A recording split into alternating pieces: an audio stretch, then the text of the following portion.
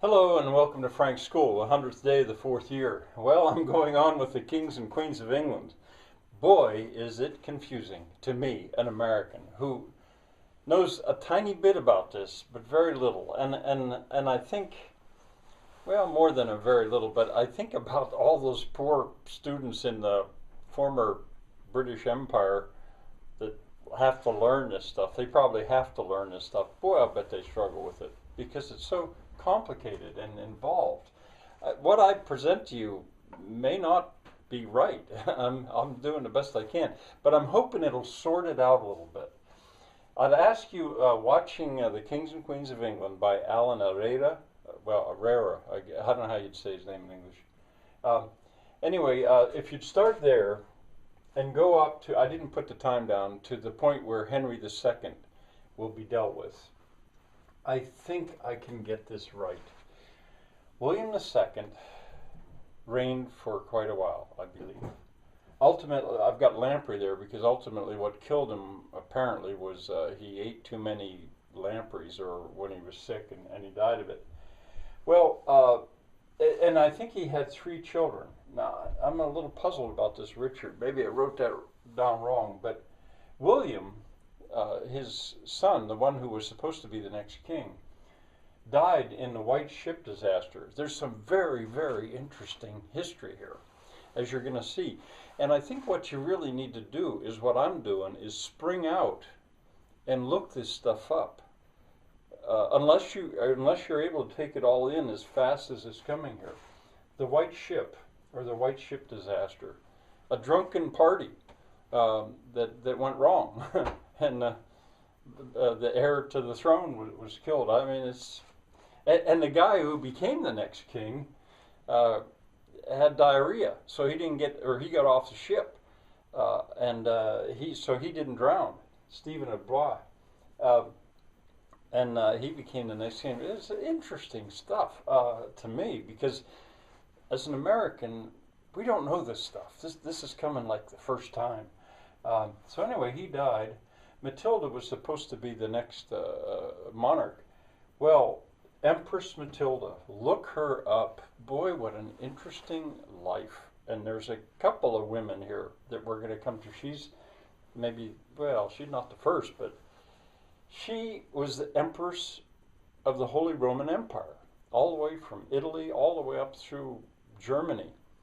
She married a German, and so she became Empress and the Holy Roman Empire. Now that's a whole other thing too. At one point it was made up of something like 500 little tiny countries. I'm sure I'll have more to say about it later on, but there's so much here. So she lived in Germany, but then her husband died and she came back and she was then sort of married to Geoffrey of Anjou, and was supposed to become then the monarch of England. Anjou is in France, in Normandy, and the idea was uniting the kingdoms. It didn't work.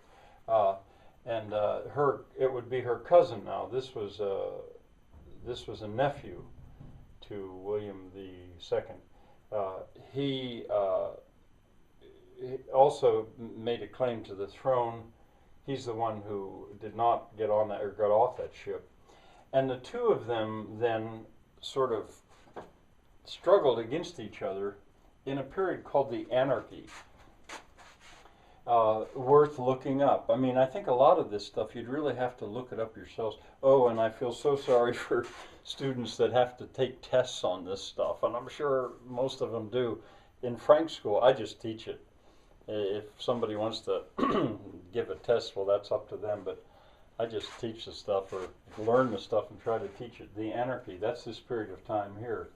Now, ultimately, coming out of the Anarchy, Henry II makes an agreement with Stephen of Blois, and Stephen is going to remain king, but Henry's going to rule things, and Henry will become the next king. Now, you'd think, well, okay, it's going to settle down a little bit when we get to Henry. Well, we'll see about that.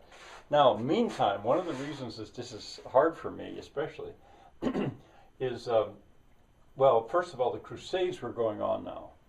And related to the Crusades, I had said Portugal was something I'm going to be interested in.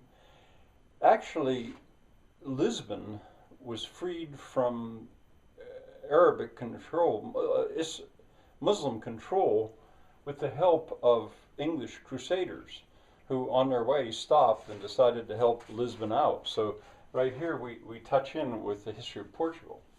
Another thing I've been doing is I've been studying the history of the Jewish people. Now that's not a land, but a people. And so much of this is new to me. I've just known bits and pieces of it. So this stuff is related. So I'm sorry if this seems confusing, but I've given it my shot. You listen to the guided viewing, and maybe you'll understand it, and maybe you'll have another teacher who actually is a history teacher who can sort this out. But it is interesting stuff, I find. See you next time.